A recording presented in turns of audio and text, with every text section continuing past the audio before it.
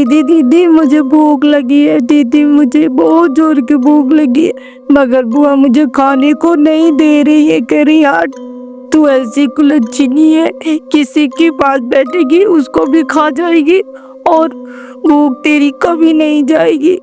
दीदी ऐसे बुआ क्यों मुझे कह रही है? मैंने क्या किया है? मैंने कोई गलती की है क्या?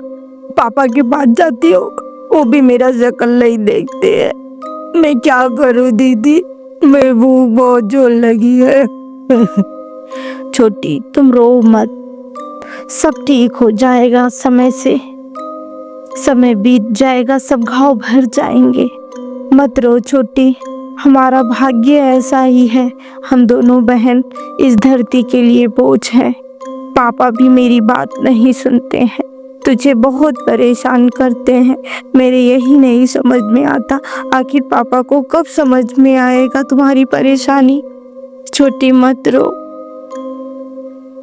आज मेरी माँ होती तो शायद ऐसा कोई ना करता। मत रो छोटी। ठीक है दीदी मैं नहीं रोऊंगी, मगर आप भी मत रोइए ना। आप मुझे चुप करा रही है कि खुद भी रो रही हैं।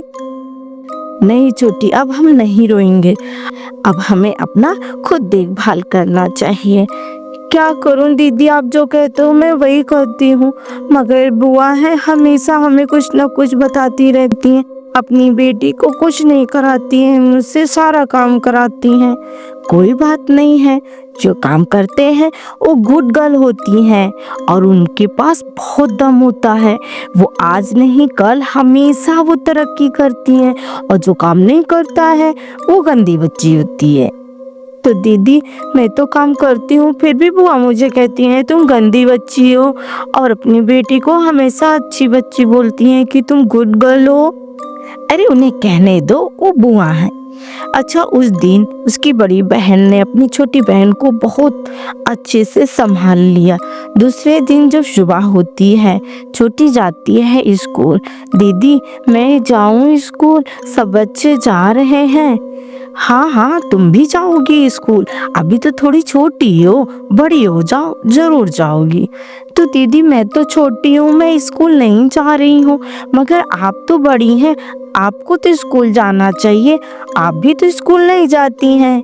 नहीं मुझे स्कूल पसंद नहीं है, पढ़ना उड़ना मुझे पसंद शुरू से नहीं था, इसलिए मैं पढ़ाई नहीं कर रही हूँ। लेकिन मैं सोचती हूँ कि जब तुम बड़ी हो जाओगी तुम पढ़ाई करके कुछ बन जाना।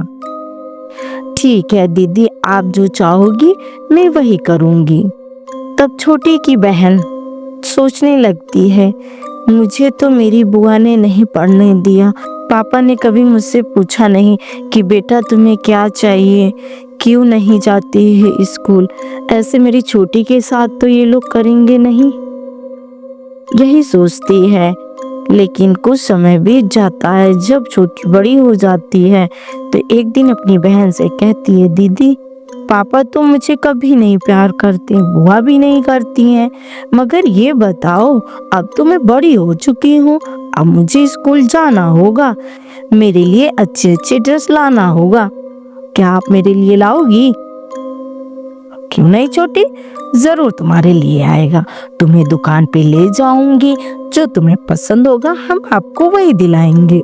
एक दिन लाडो अपने पापा से बोलती है, पापा जी आपने कभी मुझे किसी चीज के लिए पूछा नहीं, ना पढ़ाई के लिए ना और जरूरतों के लिए, लेकिन अब आपको छोटी के लिए सोचना पड़ेगा। उसके डैडी कोई जवाब नहीं देते हैं, अपनी बहन से बोलते हैं कि तुम देख लेना क्या कहती है लाडो। जब उसके डैडी चले जाते हैं तो उसकी बुआ कहती है, हाँ हाँ अभी कुछ बाकी होगा, तुम दोनों बहनों का जो घर में बचा है उसके लिए भी पीछे पड़ी हो कि जल्द से जल्द वो भी खत्म हो जाए। तेरी माँ थी तो तब तक ले कुछ हुआ नहीं, और जब तुम हुई तो चलो हम लोगों ने सोचा चलो कुछ तरक्की होगा, और तेरी जो छोटी बहन हुई तो वो होने से पहले तेरी माँ को खा गई। अब तुम दोनों मिलकर इस घर को खा जाओ। बुआ आपकी बातें मैंने बहुत सुन ली, लेकिन अब मैं नहीं सुन सकती हूँ। अगर आपकी बेटी स्कूल जाएगी तो मेरी भी बहन स्कूल जाएगी, और अगर आपकी बेटी नहीं जाएगी तो मेरी भी बहन नहीं जाएगी।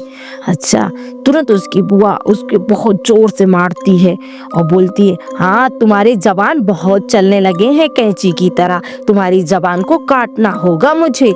आए भैया तो मैं तुम्हें बताती हूँ। उसकी बुआ वेट करती रहती है, जैसे उसके पिता आते हैं तुरंत उसकी बुराई करना चालू कर देती। भैया भैया सुनो, अब तुम्हारी लाडो के बड़े जुबान हो गए हैं, वो बहुत बोलती है मुझे, उल्टा सीधा मुझे सुनाती भी है और चिल्लाती भी है और मेरी बातें तो कुछ नहीं सुनती है। सुबह से तो बस लेटी है, कोई काम नहीं किया। मैं और मेरी बेटी कर कर के थक गए हैं। उसके पिता न कुछ बोलते हैं न कुछ, तुरंत रूम में चले जाते हैं और लाडो सारी बातें सुन रही थी। उस दिन उसने कुछ नहीं बोला। सुबह होते हुए अपनी बहन को लेके मामा के घर चली गई। जाती है अपनी मामा के घर, जब पहुंचती है तो उसकी नानी देखती है। क्या हुआ बेटा इतने सुबह सुबह? नानी, मुझे उस घर में नहीं रहना है क्योंकि मेरी बुआ मेरा जीना हराम कर दिए। मेरे पिताजी तो कभी हम लोग से बातें ही नहीं करते हैं, तो उस घर में सिर्फ एक नौकर की तरीके हम लोग रह रहे हैं। हमारी तो बीत गई मौसी, गलत, हमारी तो बीत गई नानी, लेकिन अब मुझे अपनी छोटी के लिए सोचना है, उसे भी जिंदगी में कुछ करना है कि नहीं। मेरी तो जिंदगी बर्बाद हो गई, लेकिन मैं अपनी छोटी की जिंदगी नहीं बर्बाद होने दूंगी। ठीक है बेटा, तो क्या तुम अब हमेशा यहाँ रहोगी? नहीं नानी, मैं खुद कुछ करूंगी, पैसे कमाऊंगी, जिससे मुझे पैसे मिलेंगे मैं अपनी बहन को पढ़ाऊंगी। नानी आप तो बूढ़ी हो गई हैं, आप क्या करेंगी? बस इतना कीजिएगा कि मैं अगर चली जाती हूँ काम पे तो मेरी बहन का ख्याल रखना, मैं पैसे लेके आऊंगी, उसकी हर एक जरूरतें पूरी करूंगी। मैं अगर नानी बाहर चली जाऊंगी तो मेरी छोटी का कौन ख्याल रखेगा? इसीलिए मैं चाहती हूँ कि आप मेरी छोटी का ध्यान रखना। ठीक है बेटा, तुम चिंता मत करो। मेरी बेटी तो ऐसे ही बहुत सीधी थी, लेकिन भगवान ने उसे बुला लिया। लेकिन मुझे खुशी है कि मेरी बेटी के दो दो बेटियां हैं। अब हमारी बेटी तुम ही दोनों हो। जब तक मेरी जिंदगी है हम तुम दोनों के ही साथ अपनी जिंदगी बिता लेंगे। बेटा तुम चिंता मत करो, तुम अब छोटी के लिए बिल्कुल चिंता मत करो। कल से यहीं पास में स्कूल है, तुम उसमें डाल देना। नहीं नानी, मैं उस स्कूल में नहीं डालूंगी जो बहुत महंगा होगा और बहुत अच्छा स्कूल होगा, क्योंकि मैं अपनी छोटी को अफसर बनाना चाहती हूँ, जिससे उसकी हर परेशानी दूर हो जाए। कुछ समय बीत जाता है, छोटी बड़ी हो जाती है, अच्छे मार्क्स से पास हो जाती है, फिर वो पुलिस बन जाती है। उसकी बड़ी बहन बहुत खुश हो जाती है।